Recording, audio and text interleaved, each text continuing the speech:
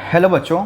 तो बच्चों last lecture में हमने मॉडुलस फंक्शन के जो हैं वो ग्राफ सीखे थे कि अगर सिंपल मॉडुलस फंक्शन आ जाता है तो उसका ग्राफ बना सकते हैं। मॉडुलस फंक्शन में कुछ कांस्टेंट ऐड किया जाए या कुछ कांस्टेंट माइनस किया जाए तब भी हम इजीली उसका जो ग्राफ है वो बना सकते हैं। बेटा आज हम बनाने वाले हैं ये वाला कि दो मोड अगर हमारे पास प्लस में हो तो उसका ग्राफ कैसे बनाया जाए। तो बहुत ही इजी है, आपको बस छोटा सा काम ये करना है फिर से कि देखिए मैं बार बार बोलता हूँ कि मोड के जो ये अंदर पड़ा होता है ना वो किस किस पॉइंट पे ज़ीरो है वो सबसे ज़्यादा इंपॉर्टेंट चीज़ रहती है। ठीक है, तो अब देखिए ये किस पॉइंट पे ज़ीरो रहेगा, -1 पे, और ये किस पॉइंट पे ज़ीरो है हमारे पास 1 पे। तो फिर से आप लोगों को क्या करना है, इसको नंबर लाइन पे ड्रॉ कर लेना है। तो एक आ जाएगा यहाँ पे 1 और एक आ जाएगा यहाँ पे -1। तो बस आपको काम क्या करना है कि इधर कोई भी एक पॉइंट ले लेना है, जो ये पॉइंट आए इसके इधर एक पॉइंट ले लेना है, जैसे कि 2 ले लिया। अब एक ये पॉइंट ले लेंगे, एक ये पॉइंट ले लेंगे और एक पॉइंट आपने इसके इधर ले लेना है, तो वो हम ले लेते हैं -2। बस आपको ये 4 पॉइंट चाहिए और आपका ग्राफ रेडी। तो सबसे पहले हम क्या करते हैं, इनकी वैल्यूज़ निकाल लेते हैं। तो सबसे पहले जब x हमारे पास क्या होगा 2, तो देखते हैं y की क्या वैल्यू आएगी। जब x हमारे पास 2 है तो 2 + 1 कितना हो जाएगा हमारे पास, ये 3 प्लस, और ये हमारे पास 2 - 1 कितना हो जाएगा 1। तो उसकी बच्चों वैल्यू आ गई हमारे पास 4। फिर हम देखते हैं जब x की वैल्यू क्या होगी 1, फिर क्या वैल्यू आएगी, जब x 1 होगा तो ये 0, जब ये x 1 है तो यहाँ पे y की वैल्यू आ जाएगी 2। फिर हम देखते हैं जब x = -1 होगा तो ये 0 हो जाएगा, इसकी वैल्यू आ जाएगी आपके पास 2। फिर हम देखते हैं अब x = क्या रहेगा हमारे पास -2। जब x हमारे पास ये -2 पड़ा है तो -2 + 1 कितना हो जाएगा -1, और -1 का मोड क्या होगा 1 प्लस, फिर -2 - 1 कितना हो जाएगा हमारे पास -3, और -3 का जो मोड रहेगा वो 3। तो यहाँ से फिर से हमारे पास इसकी आंसर आ गया 4। अब इसका हम बनाते हैं ग्राफ। अब बच्चों देखो इसका ग्राफ हमने ध्यान से प्लॉट करना है। सबसे पहले हमने यहाँ से इस ओर से शुरू करना है। ठीक है, तो देखिए यहाँ पे हमारे पास x की वैल्यू जब हमने 2 आई तो y क्या आया है 4। जब x की वैल्यू 2 है तो हमारे पास ये आया है 4। अब जब x की वैल्यू 1 है तो y की वैल्यू क्या आई है 2। अब बेटो आपको काम ये करना है कि जब आपने ये 2 पॉइंट्स प्लॉट किए हैं ना तो इसको साथ ही साथ आपने ज्वाइन करते जाना है। ठीक है, अब जहाँ पर ये नेचर यहाँ से रहेगी तो आगे उसकी नेचर बिल्कुल वैसे ही चलती रहेगी। फिर जब x की वैल्यू हमारे पास क्या आई -1, फिर उसकी वैल्यू क्या आई है 2, मतलब जब x की वैल्यू आई हमारे पास -1 तो y की वैल्यू क्या आई है 2, तो ये इसकी वैल्यू आ गई। तो अब हमने इसको इस तरह से ज्वाइन कर देना है, तो ये यहाँ तक आ जाएगा। फिर जब x की वैल्यू क्या आई हमारे पास -2 तो y की वैल्यू आई है 4, तो ये आ गया हमारे पास 4।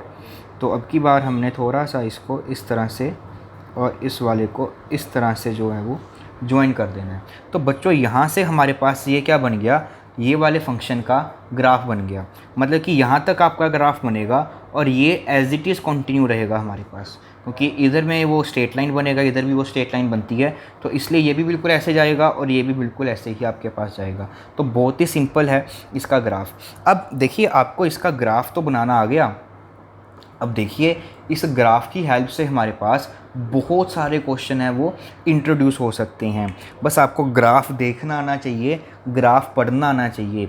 अब देखिए इसी के ग्राफ पे मैं आपको ढेर सारे क्वेश्चन है वो करवाने वाला हूँ, और देखिए कितने ईजीली हो जाएंगे वो क्वेश्चन सारे के सारे। देखिए तो बच्चों देखो ये हमारे पास ग्राफ आया है ना, तो हमारे को पता है कि इसकी जो इनपुट रहेगी, मतलब इनपुट का मतलब क्या होता है कि हमारे पास इसमें पॉसिबल हम इनपुट क्या क्या दे सकते हैं। तो इसमें जो इनपुट रहती है पॉसिबल वो हम पूरी की पूरी रियल लाइन दे सकते हैं। अब इम्पोर्टेंट बात है कि इसकी आउटपुट क्या क्या रहेगी। सबसे इंपॉर्टेंट। अब देखिए इसकी आउटपुट के लिए हमारे को क्या देखना पड़ेगा, जो ये एक्स एक्सिस है ये इनपुट का काम कर रही है और ये वाई एक्सिस हमारे को उसकी आउटपुट बता रही है। तो यहाँ से देखिए इसकी आउटपुट में हमारे पास कौन कौन से नंबर आ सकते हैं। तो देखिए जो ये ग्राफ है वो कहाँ से शुरू हो रहा है, 2 से शुरू हो रहा है और ये ऊपर की तरफ बढ़ता जा रहा है, बल्कि 2 के नीचे नहीं आ रहा ग्राफ, 2 के ऊपर ही जा रहा है। ठीक, तो इसकी जो पॉसिबल आउटपुट है वाई की वैल्यूज़, तो वाई की वैल्यूज़ किस रेंज में लाइन करेंगी, 2 से लेके इन्फिनिटी तक। तो इसकी रेंज आ जाएगी हमारे पास यहाँ से 2 से लेके इन्फिनिटी तक। तो मीन्स 2 से ऊपर की तरफ ही हमारे पास इसकी जो पॉसिबल आउटपुट आ सकते हैं, 2 से नीचे वो वैल्यू नहीं ले सकता। ठीक है, अब देखिए जैसे हमारे को ये सोल्व करना है कि x+1 आ गया हमारे पास, प्लस मॉड ऑफ x-1 इसका मोड आ गया है ना। वो बोलता है कि इसका सलूशन बताइए, कि हमारे को वो सारे के सारे यहाँ से x बताइए जिसके साथ क्या हो कि आंसर जो हम इसको सॉल्व करें कि वो 1 आ जाए। बट हम तो देख रहे हैं कि उसकी ये आउटपुट में 2 से नीचे तो कोई नंबर आएगा ही नहीं। कहाँ हम इसके 3 केसेस बना के इसको सॉल्व करते और कहाँ ये ग्राफ से हमारा चुटकियों में हो जाएगा। तो इसका आपके पास आंसर आ जाएगा नो सॉल्यूशन, क्योंकि आउटपुट देखिए क्या इस ग्राफ की कभी आउटपुट 1 आ सकती है। यहाँ पर कोई ग्राफ इंटरसेक्शन पॉइंट है हमारे पास, नहीं है ना, तो नहीं आ सकती भाई। ठीक है, जब आप ऐसे देख सकते हो कि अब की बार मेरे को आउटपुट क्या चाहिए, 1 चाहिए, तो वाई एक्सिस पे एक ऐसे लाइन ड्रॉ कर लो। वाई एक्सिस पे क्या करो आप, ये ऐसी तरह से एक लाइन को ड्रॉ कर लो। ये आउटपुट चाहिए ना हमारे को, तो जिन जिन पॉइंट्स पे ये लाइन जो है मेरी ग्राफ पे कट करेगी वही क्या आती रहेंगी, उसके सॉल्यूशंस आते रहेंगे। अब की बार ये ग्राफ को किसी पॉइंट पे कट नहीं कर रहा, तो हम बोलेंगे कि भाई इसका सॉल्यूशन क्या आ रहा है, नो सॉल्यूशन। फिर अगर वो हमसे ये पूछ लेता कि अब की बार हमारे को ये बताइए कि जो हमने ये इक्वेशन लिखी है इसके टोटल नंबर ऑफ़ कितने सॉल्यूशन आएंगे आपके पास। ठीक है, तो अब की बार हमारे को आउटपुट में क्या चाहिए, 3 चाहिए, मतलब कि y हमारे को यहाँ पे क्या चाहिए, 3 चाहिए। तो हम क्या करते हैं, तो ये 3 पड़ा है तो इसके और हम ऐसे लाइन ड्रॉ कर लेते हैं 3 पे।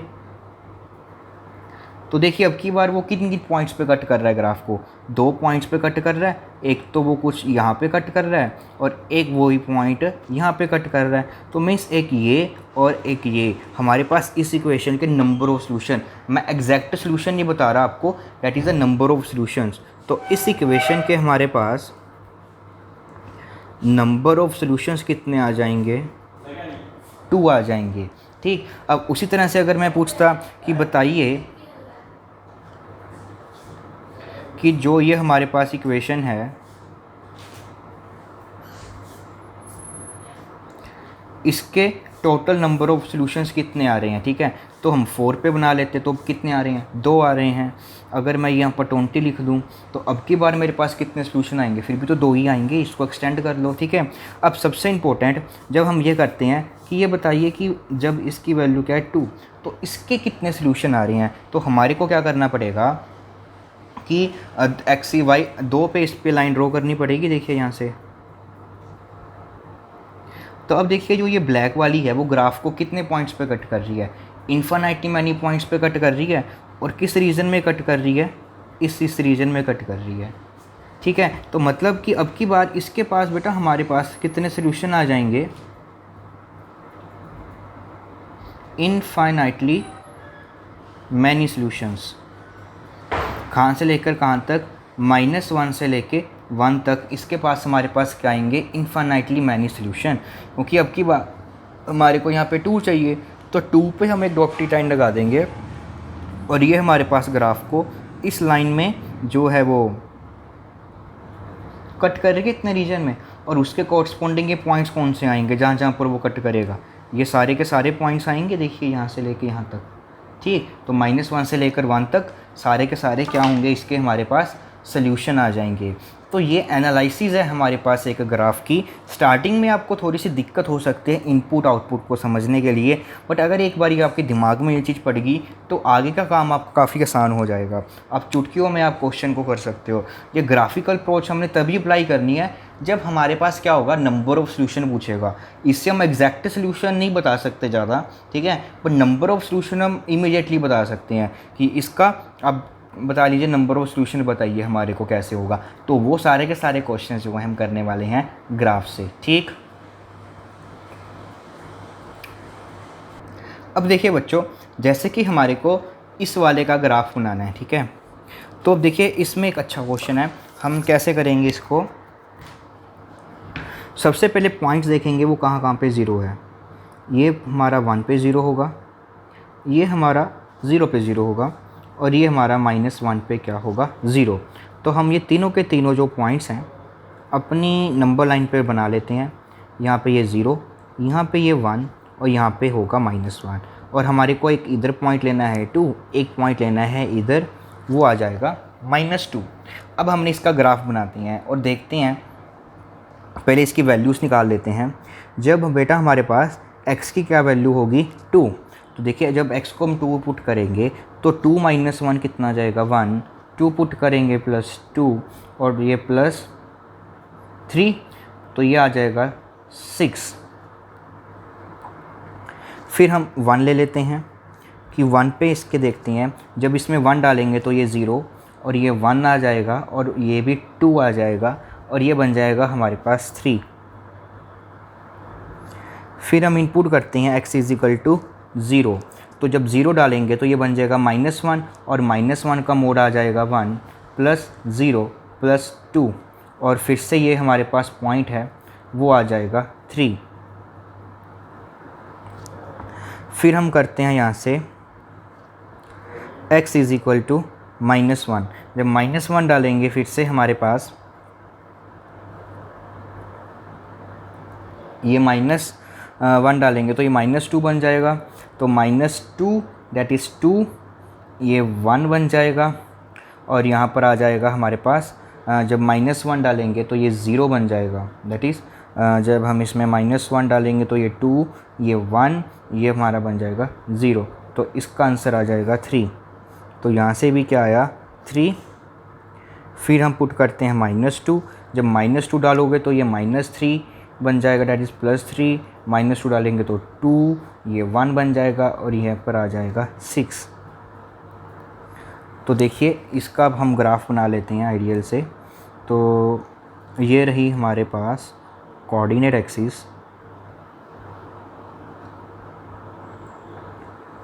और ये है हमारे पास 1, यहाँ पे 2, यहाँ पे -1, और यहाँ पे -2, और यहाँ पे 1 2 3 4 5 एंड ये आ गया 6।